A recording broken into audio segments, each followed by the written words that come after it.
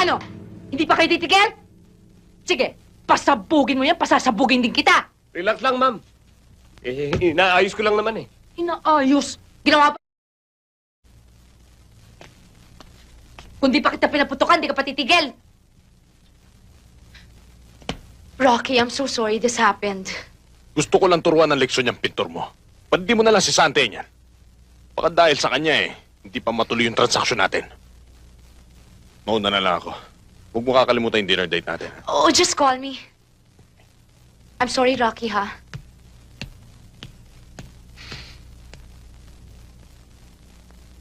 Hoy, bastos na lalaki. Lumayas ka na sa bahay ko, ha? Sinisipa na kita. Ano sabi niyo, ma'am? Si Sante ka na, lumayas ka na ngayon din. Paano yung kontrata natin? Anong kontrata? Wala tayong kontrata. Wala akong pinipirmahan kontrata. O sige, pero bayaran niyo yung 4 na araw na pinagtrabaho ko dito sa bahay niyo. Anong bayad ang pinagsasabi?